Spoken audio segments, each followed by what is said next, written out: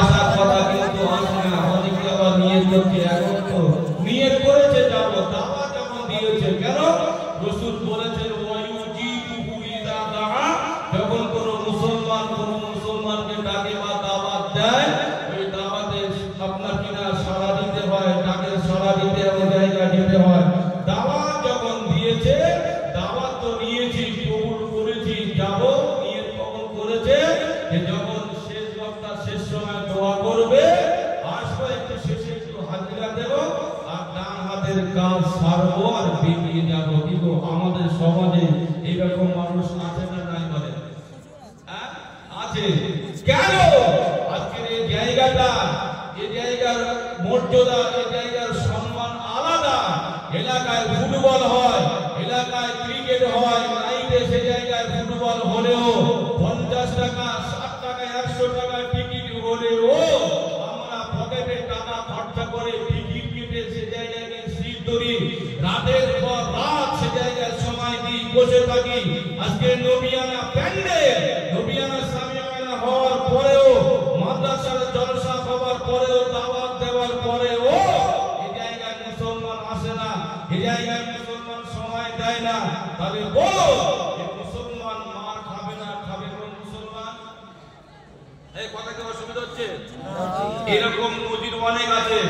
এলাকায় এলাকায় বিরাট বিরাট মানে ন্যাশনাল জাতীয় ফুটবল খেলা হয়, হয় না?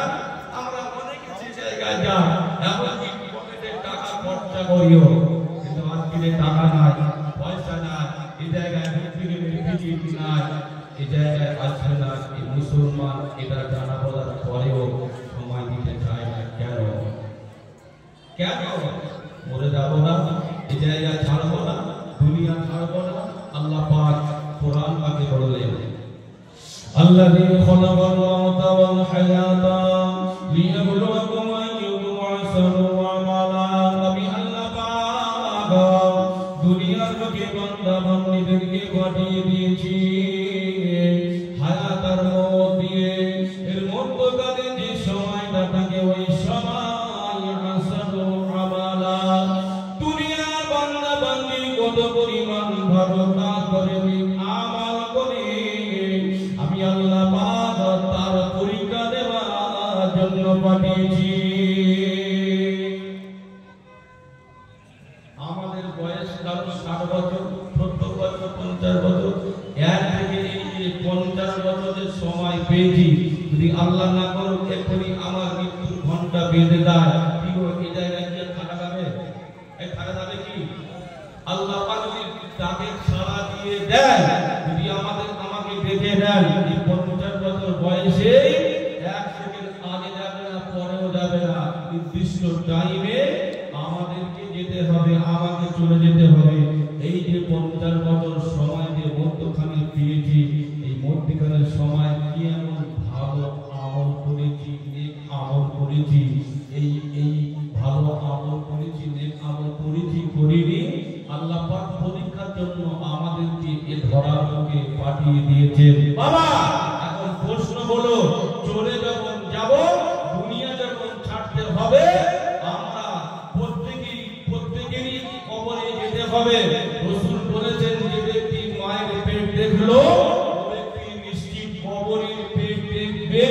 বাবা আর কবর নেবে না কারো খবর, কে এমএলএ, কে নেতা, কে এমপি, কে নেত্রী, কে মাওলানা, কে মুফতি, কে হাজী, কে গাজী, কে সুফি, কে দরবেশ, কবরকে খবর কি কেউ নেবে? কেবলমাত্র নেক আমল। বান্দা তুই দুনিয়ার বুকে কি আমল করেছিস বল। আজকে আমার মুখ থেকে রেহাই পাওয়ার জন্য, পার হওয়ার জন্য কি করেছিস সেটাই আগে বল। এখন দুনিয়ার বুকে যে আমি আপনি 50 বছর, 60 বছর, 70 বছর সময় পেলাম, পাওয়ার পরে যদি এমন করে নেক আমল না করি, কি কবরে কি জবাব দিতে পারবো? পারবো কি? সেই জন্য করেই তো ওলামায়ে কিরাম গণেরা এই সমস্ত মজলিস কায়েম করেন।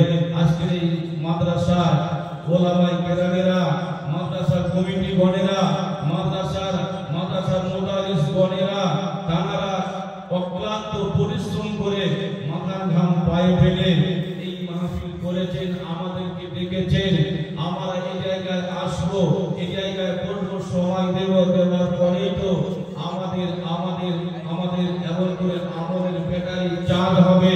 আমল আমরা এই জায়গা থেকে নেব, এই জায়গা থেকে শুনবো, শোনার পরে আমরা আমল করবো। সেই আমল দ্বারা তো কবরে না পাবো নাকি? বলি যে না, ওসব বেকার জায়গা যাওয়া যাবে না, তাহলে বুঝতে চাচ্ছি বেলা হবে, এখন কিছু বলা যাবে না। অতএব আমরা জানি, আমরা সব জানার পরেও আমরা এমন করে এই জায়গা থেকে কাঁপিয়ে হয়ে থাকি কেন? কোন বিবেক নিয়ে? অতএব আমাদেরকে জেনে বুঝে এই জায়গায় আসার দরকার আছে। সেই জন্য করে আমি সকলের কাছে দাওয়াত দিচ্ছি, মাইকের আওয়াজ অনেক দূর পর্যন্ত পৌঁছাচ্ছে, আমরা প্রত্যেকেই চলে আসি, পাক মাহফিলে বসে পড়ি, দোয়াতে শামিল হই। হ্যাঁ, কিন্তু পার হওয়া যাবে না। আল্লাহ পাক কোরআন পাকে বললেন, কাইফা তাকফুরুনা বিল্লাহি ওয়া কুনতুম আমওয়াতান ফাআহইয়াকুম সুম্মা ইউমীতুকুম সুম্মা ইউহয়ীকুম সুম্মা ইলাইহি তুরজাউন।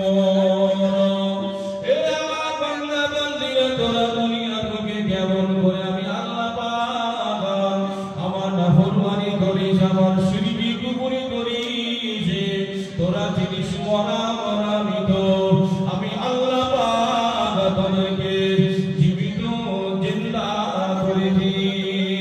বাবাজি, দুনিয়ায় যখন এসেছে আল্লাহ পাক যখন জীবিত জিন্দা করেছে, আমাদেরকে মৃত্যুবরণ করতে হবে। এই জায়গায় থাকা যাবে না, যাবে না, যাবে না। কেননা আমার আল্লাহ পাক কোরআন পাকে অপর একটা জায়গায় জানিয়ে দিলে রে, আমার আল্লাহ পাক বললেন, আমি আল্লাহ পাক প্রতিটি জীবের মৃত্যুর স্বাদ গ্রহণ করাবো, প্রতিটি জীবকে মৃত্যুর স্বাদ গ্রহণ করতে হবে। চলে যাব, চলে যাব, জায়গায় থাকা যাবে না। ও জওয়ানেরা, যুবকেরা, মুরব্বীরা, বোনেরা, চলে যাব, কবরে যাব। চলে যাওয়া মানে শেষ হয়ে যাওয়া না, না, না। আমার আল্লাহ পাক পরক্ষণে আবার বলতে লাগলেন, সুম্মা ইউহয়ীকুম, বান্দা বান্দে, আবার আমি আল্লাহ পাক তোদেরকে জীবিত জিন্দা করব। কেন বান্দা, কেন বান্দা জীবিত জিন্দা করব? আল্লাহ পাক আমার এমন করে বড় করে আবার বলতে লাগলেন, সুম্মা ইলাইহি তুরজাউন। আমি আল্লাহ পাক আমার কাছে ফিরে আসার জন্য, আমার কাছে ফিরে আসার জন্য কেন বান্দা যেটা দেওয়া হবে? কেন আল্লাহ পাক রাখবেন? আল্লাহ জানে কেন ফিরে যেতে হবে। আল্লাহ পাক আবার একটা জায়গায় জানিয়ে দিলেন, ফামান ইয়ামাল মিসকালা যাররাতিন খায়রান ইয়ারা ওয়া মান ইয়ামাল মিসকালা যাররাতিন শাররান ইয়ারা। আমি আল্লাহ পাক ভালো মন্দের উপরে যারা যারা পরিমাণ হিসাব নেওয়ার জন্য, ও দুনিয়ার বুকে আমি আল্লাহ পাক পাঠিয়েছিলাম। বলো দেখি বান্দা, বলো আজকে আমি আল্লাহ পাক আমার সম্মুখে পার হওয়ার জন্য, নাজাত পাওয়ার জন্য হায়াতে জিন্দেগিতে কি এমন আমল করেছে, কি এমন ইবাদত করেছো বান্দা? বলো বাবাজি, সেই দিনেতে পার হওয়ার জন্য, সেই দিনেতে নাজাত পাওয়ার জন্য, রেহাই পাওয়ার জন্য কি এমন আমল করেছি? কিছুই করতে পারিনি, পারিনি, পারিনি। তবে বাবা, আজকে যদি নিয়াত ভালো করে নিয়ে, সঠিক নিয়াত নিয়ে, কেন আল্লাহ রাসূল বললেন, ইন্নামাল আমালু বিন্নিয়াত, প্রতিটি কাজের পূর্বে তোমরা সঠিক নিয়াত করো। সেই জন্য করে যদি আজকে আমি আপনি সঠিক নিয়াত করে নিয়ে, ভালো নিয়াত করে নিয়ে এই মাদ্রাসা ইসলামে সবে দরসা মাহফিলে সিরাতুন নবীর মাহফিলে আসতে পারি, বসতে পারি, বাবা কিয়ামতের ময়দানে এই মাহফিলে আসা বসাটা আমার আপনার জন্য আমার আল্লাহ পাক নাজাতের ওসিলা বানাতে পারে না, পারে? বলে এই পারে না? পারে। বিশ্বাস আমাদের হয় না, অনেকে বিশ্বাস হয় না। কেন? আল্লাহ পাক বলেছেন, কুল ইন কুনতুম তুহিব্বুনাল্লাহ ফাত্তাবি'উনি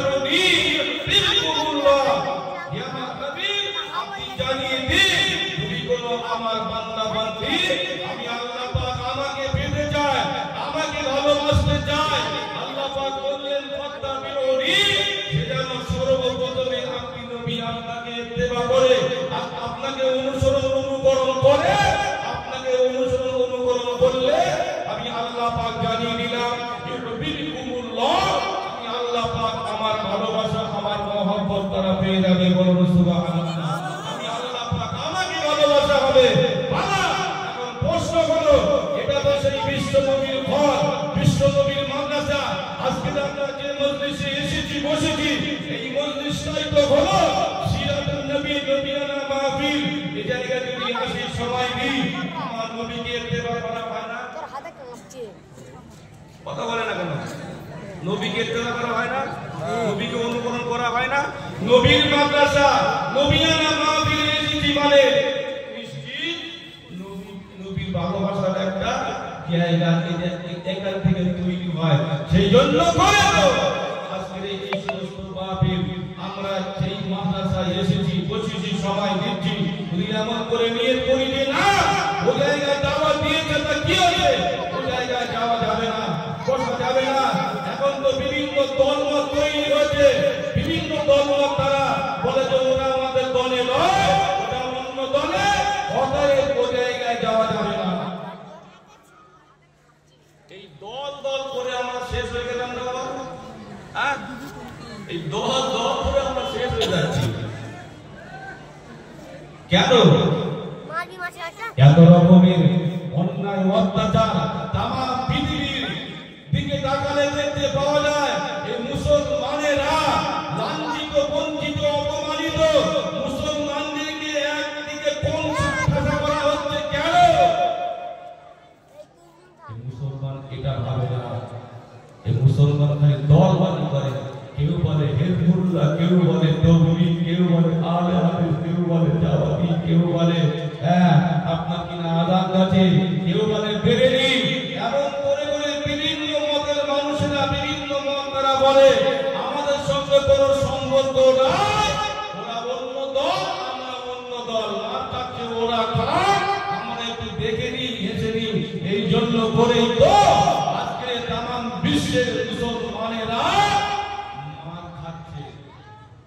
ওরা একটা সুযোগ পেয়ে গিয়েছে, বলছে এইটা এদেরকে মারছি, ওরা আসে না, এদেরকে গায়ে দিচ্ছে, ওরা আসে না, মানে কি ওরা অন্য দল হওয়ার এই সুযোগে। অথচ আল্লাহ পাক কোরআন পাকে বললেন ওয়াতাসিমু বিহাবলিল্লাহি জামিআন ওয়া লা তাফাররাকু, তোমরা আমি আল্লাহ পাক আমার রশিকে মজবুত করে ধরো আর তোমরা ছড়িয়ে ছিটিয়ে যেও না। আমার রশিকে মজবুত করে আল্লাহর বিধানকে মজবুত করে ধরো আর তোমরা ছড়িয়ে ছিটিয়ে যেও না, ছড়িয়ে ছিটিয়ে গেলে তোমরা ক্ষতিগ্রস্তর মধ্যে পড়ে যাবে। আল্লাহর আইন, আল্লাহর হুকুম, আল্লাহর নির্দেশ আমরা মানিনি, তার ফলেই তো কাজ। এখন দেখছি এই সোশ্যাল মিডিয়ার মাধ্যমে কত রকমের ভাইতা চলছে, কত রকমের ভাইতা চলছে, যে যা পাচ্ছে সে তাই বলেই যাচ্ছে। মানে বলতে তো এক মানে না, বলেই দিচ্ছে, বলেই দিচ্ছে। বড় বড় আলেম নামে খ্যাত, আপনি বড় মোবাইল খুলবে, ফেসবুক, ইউটিউব খুলবে, পেয়ে যাবে খালি দলবাজি, খালি দলবাজি। এ আলেম, এ মাওলানা, এ বড় মুফতি বলে দাবিদার, এ বড় শায়েখ বলে দাবিদার, এই উস্তাদে আমার এই কথাটা আমি এই ফোনের মাধ্যমে, অ্যান্ড্রয়েড বড় সেটের মাধ্যমে বলছি, আমি নেটে বলছি, এটা খালি আমার এরিয়ার মধ্যে থাকবে না। এই আমার এই কথাটা তামাম বিশ্বের জমিনে ছড়িয়ে পড়বে, বিশ্ববাসীরা দেখবে আমার এই কথার মাধ্যমে এমন করে কত ক্ষতি হতে পারে, মুসলমানদের কত ক্ষতি হতে পারে। আমি বলুন সাহেব, আমার এই শেষটা নেই, সামান্য পরিমাণ এই বুদ্ধিটা নেই যে আমি সাহেব আছি, আমি কথা বলছি ইন্টারনেটে, কে শুনবে? আপনাকে খালি মুসলমান তো শুনবে না। এই মোবাইল কি খালি মুসলমান চালায় বাবা? মুসলমান চালায় না। এই মোবাইল মুসলমান, হিন্দু, খ্রিস্টান, জৈন, তামাম বিশ্বের সমস্ত ধর্মের মানুষেরা তারা এই মোবাইল চালায়, এই নেট ঘাটে, এই ফেসবুক চালায়, ইউটিউব দেখে। আমি বড় সাহেব আছি, আমি সাহেব হওয়ার পরেও আমার জবান থেকে এইরকম মানে ফেরকেবাজি কথা